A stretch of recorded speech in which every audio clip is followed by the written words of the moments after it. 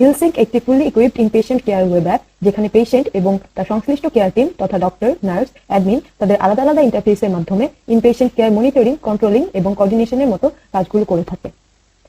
প্রথমতই আমরা এখানে হিলসিঙ্কের log in পেজটি দেখতে পাচ্ছি। কোনো ইউজার যদি এই ক্ষেত্রে তার অলরেডি অ্যাকাউন্ট ক্রিয়েট না করা থাকে, তাহলে সে সাইন আপে ক্লিক করে এই রেজিস্ট্রেশন পেজটির মাধ্যমে পেশেন্ট অথবা ডক্টর অথবা নার্স হিসেবে রেজিস্ট্রি করতে পারে। আমি একটা এক্সাম্পলের জন্য এখানে একজন পেশেন্টকে রেজিস্ট্রেশন করে দেখাচ্ছি। ইমেল অ্যাড্রেস, একটি ইমেল অ্যাড্রেস দিচ্ছি, এজ, ওয়েট, পেশেন্টের যাবতীয় যা যা তথ্য লাগে সবকিছুই আমরা এই ক্ষেত্রে দিচ্ছি। একটি পাসওয়ার্ড সেট করছি, ফোন নাম্বার দিচ্ছি। এক্ষেত্রে আমরা জানি প্রতিটি ইনপেশেন্ট বা ভর্তি পেশেন্টের সাথে অবশ্যই একজন অ্যাটেন্ডেন্ট থেকে থাকে। সেই ক্ষেত্রে অ্যাটেন্ডেন্টের নাম এবং তাকে যোগাযোগ করার জন্য যেসব তথ্য প্রয়োজন সেগুলো আমরা এখানে দিয়ে দিচ্ছি।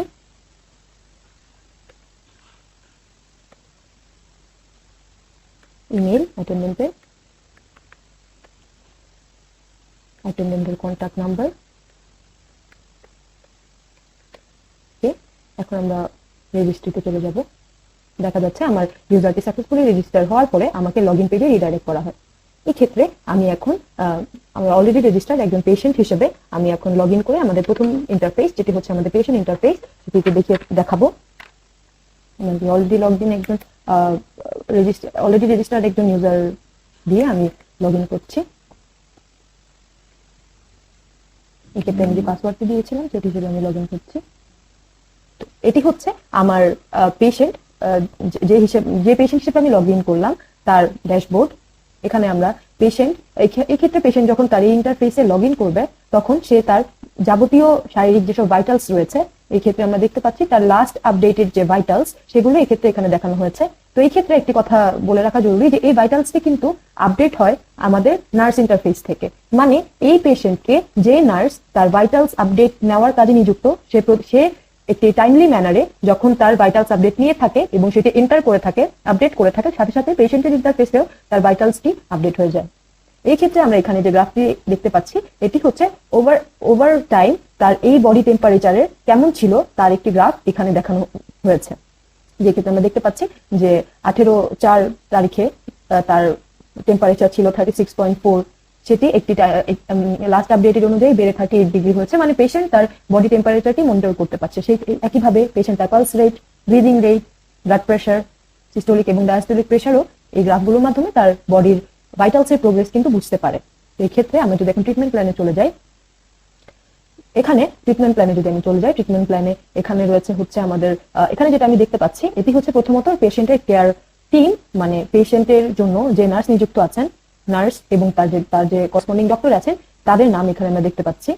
এখানে পেশেন্টকে যে মেডিকেশনগুলো ডক্টররা দিয়েছেন সেই মেডিকেশনগুলো প্রেসক্রাইব মেডিকেশনে দেখতে পাবো। এবং এই ক্ষেত্রে যদি ডাক্তার পেশেন্টের জন্য কোনো ডকুমেন্ট, যেমন তার কোনো রিপোর্ট বা প্রয়োজনীয় কোনো ডকুমেন্ট আপলোড করে থাকে, এখানে ডকুমেন্টটি দেখানো হয়। এখানে যেহেতু এই করসপন্ডিং পেশেন্টের জন্য ডাক্তার কোনো ডকুমেন্ট আপলোড করেনি, তাই এই ক্ষেত্রে কোনো ডকুমেন্ট দেখাচ্ছে না। আর এটি হচ্ছে পেশেন্টের আপকামিং ট্রিটমেন্ট প্ল্যান, মানে পেশেন্টকে নেক্সট কোন নার্স বা কোন ডক্টর বা ট্রিটমেন্টে তার নেক্সট কি রয়েছে সেটি হচ্ছে এখানে দেখানো হয় একটি টাইমলাইন আকারে। যেমন প্রথমত নার্স আরিয়া স্টার্ক তাকে 9টা থেকে 9টা 15 মধ্যে ভাইটালস চেক আপ করতে আসবে। নার্স সারা লিন তাকে মেডিকেশন দিতে আসবে 2টা থেকে 2টা 15 মধ্যে, এবং ডক্টর সাইম আহমেদ তাকে 12টা থেকে 12টা 15 মধ্যে ট্রিটমেন্ট দিতে আসবে। তো এই ক্ষেত্রে আমরা যদি মেডিকেল রেকর্ডসে দেখি, এটি হচ্ছে একটি টাইমলাইন, মানে পেশেন্ট হিলসিঙ্কে রেজিস্ট্রেশন করার পর থেকে তার চিকিৎসার কি কি স্টেপস নেওয়া হয়েছে প্রতিটি স্টেপে এখানে রেকর্ড হয়ে যায় একটি টাইমলাইন আকারে। তোমরা দেখতে পাচ্ছি যে পেশেন্ট রেজিস্ট্রেশনের পর থেকে তাকে হচ্ছে সিস্টার আরিয়া স্টার্ক তার ভাইটালস নিয়েছিল, এখানে তার ডেট এবং টাইম দুটোই দেখানো হচ্ছে। তারপর ডক্টর তার রিপোর্ট আপলোড করেছিল। এরকম বিভিন্ন ডেটা যখন তার ট্রিটমেন্ট সংশ্লিষ্ট কোনো কিছু একটা হয়েছে সবকিছু একটা টাইমলাইন আকারে কিন্তু এখানে দেখানো হয়েছে। প্রতিটা জিনিসের রেকর্ডই টাইমলাইনের মধ্যে থাকে।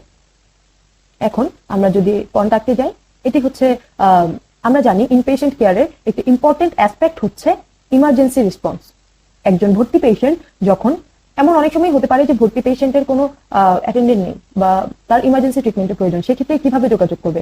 এই ক্ষেত্রে কিন্তু এই ইমার্জেন্সি কলে যখন পেশেন্ট ক্লিক করবে তখন কিন্তু সে সাথে সাথে এখানে হচ্ছে তার যে ইমার্জেন্সি ডক্টর আছে সে তার কাছে কলটি চলে যায়। এটি আমি পরবর্তীতে যখন ডক্টর ইন্টারফেস দেখাবো তখন আমি কল করে এই ক্ষেত্রে দুটো কিভাবে ডক্টরের কাছে যে কল যাচ্ছে সেটি আমি দেখাবো। এই ক্ষেত্রে পেশেন্ট চাইলে ইমেলও করতে পারে, যে কোনো সময় সে ইমেল করতে পারে। এই ক্ষেত্রে এই lamia@gmail.com হচ্ছে তারপর তার ইমার্জেন্সি ডক্টর যাকে সে ইমেল করতে চাইছে, এটি অটোমেটিক্যালি কিন্তু এখানে ফিল আপ হয়ে যাবে। তো এটি ছিল আমাদের পেশেন্ট ইন্টারফেস। এখানে আমরা দেখতে পাচ্ছি যে পেশেন্টের যাবতীয় treatment, vitals, treatment plan, medications, timeline সহ ইমার্জেন্সি কন্ট্যাক্টের ব্যবস্থা কিন্তু এই পেশেন্ট ইন্টারফেসে রয়েছে।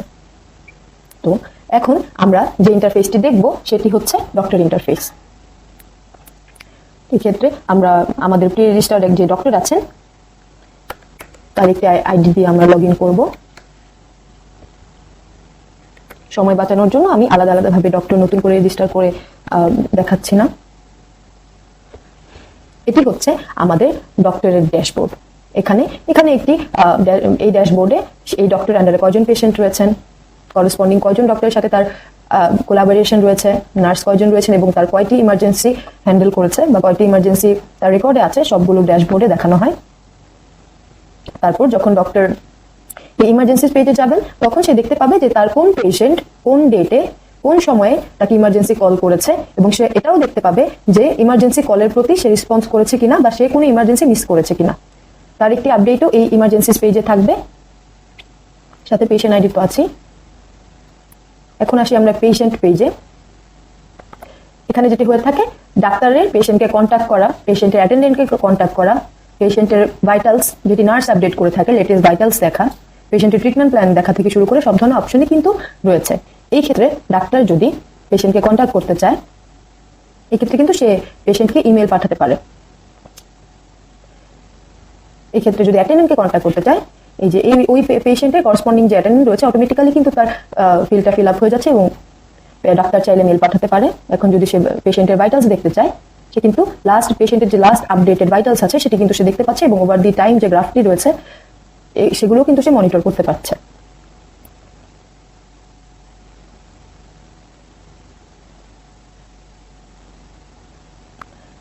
এখন যদি আমরা ট্রিটমেন্ট প্ল্যানে যাই এই ক্ষেত্রে করসপন্ডিং পেশেন্টের কেয়ার টিমে কারা আছেন, কি কি মেডিসিন দেওয়া হয়েছে, কি কি রিপোর্ট অ্যাড করা হয়েছে সবকিছু কিন্তু এখানে দেখানো হয়েছে এবং ডক্টর চাইলে নতুন মেডিসিন অ্যাডও করতে পারে। যেমন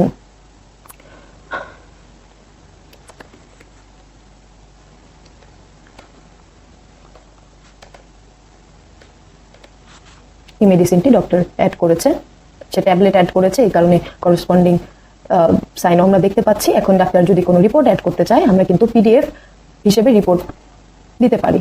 তো এই ক্ষেত্রে আমি একটি পিডিএফ আপলোড করছি।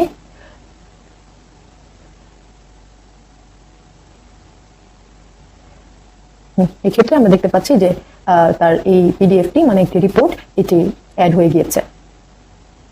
তারপরে এখানে আরেকটি অপশন আছে সেটি হচ্ছে কন্ট্যাক্ট। একজন ডাক্তার চাইলে পেশেন্ট যে কোনো ডেজিগনেশনের মানুষকে যে কোনো সময় যোগাযোগ করতে পারে। এখানে পেশেন্ট, ডক্টর, নার্স সবারই তথ্য থাকবে, ফোন নাম্বার থাকবে, অ্যাকশন থাকবে। সে চাইলে যে কোনো সময় তাদেরকে ইমেইল অথবা কল করতে পারে। তো এটি ছিল আমাদের ডাক্তার ইন্টারফেস। এই ক্ষেত্রে আমি যদি দেখাই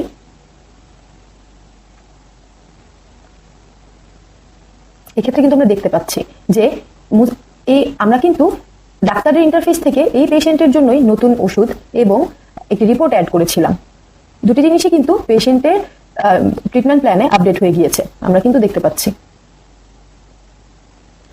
এখন আমি যদি আমাদের ইমার্জেন্সি কলের সিস্টেমটি দেখাই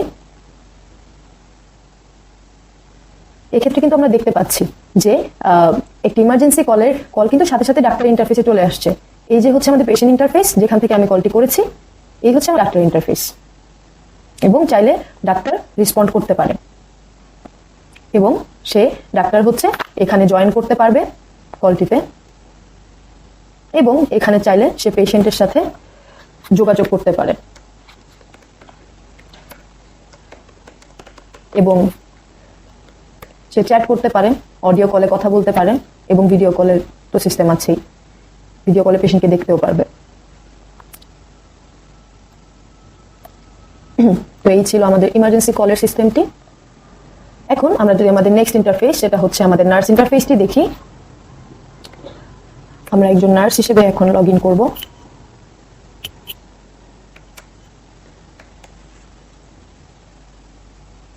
এই ক্ষেত্রে আমরা দেখতে পাচ্ছি যে ডাক্তারের ড্যাশবোর্ডের মতোই নার্সের একটি ড্যাশবোর্ড আছে, যেখানে নার্সের করসপন্ডিং পেশেন্টস, কতজন ডক্টর রয়েছে, কত নার্সেস রয়েছে এবং কয়টি ইমার্জেন্সি সে ফেস করেছে, সবকিছুর একটা ডেটা কিন্তু এখানে থাকছে। এই ক্ষেত্রে নার্সের এখানে একটি অপশন থাকে, সেটি হচ্ছে পেশেন্ট ভাইটালস। পূর্ববর্তী ডাক্তারের সিস্টেমের মতোই এখানেও পেশেন্টকে কন্ট্যাক্ট করা, পেশেন্টের মেইলে অটোমেটিক মেসেজ পাঠানো যাবে, অ্যাটেন্ডেন্টকে কন্ট্যাক্ট করার অপশন আছে, অ্যাটেন্ডেন্টের মেইল চলে আসবে।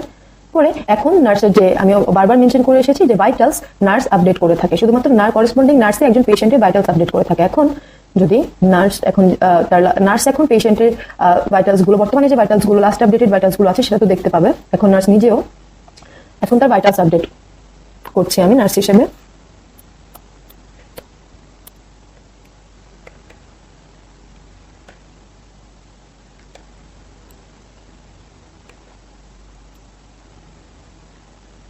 এই ক্ষেত্রে পেশেন্টের ভাইটালস কিন্তু আপডেট হয়ে গিয়েছে, আমরা কিন্তু দেখতে পাচ্ছি। তো এখন আমরা যদি পেশেন্ট ইন্টারফেসে দেখি, এই ক্ষেত্রেও কিন্তু তার ভাইটালস আপডেট হয়ে গিয়েছে।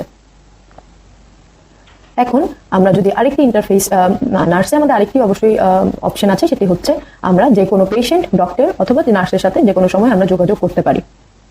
তো এটি ছিল আমার নার্স ইন্টারফেস। এখন আমরা যেটি দেখবো আমাদের লাস্ট ইন্টারফেস, সেটি হচ্ছে আমাদের অ্যাডমিন ইন্টারফেস।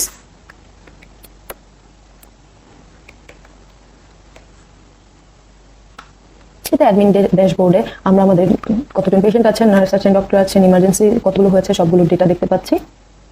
এই ক্ষেত্রে আমরা কতগুলো ইমার্জেন্সি কল হয়েছে, পেশেন্টদের পক্ষ থেকে রেসপন্ড করা হয়েছে কিনা, সব ধরনের ডেটাগুলো এখানে অ্যাডমিন পেজ থেকে দেখতে পাবো।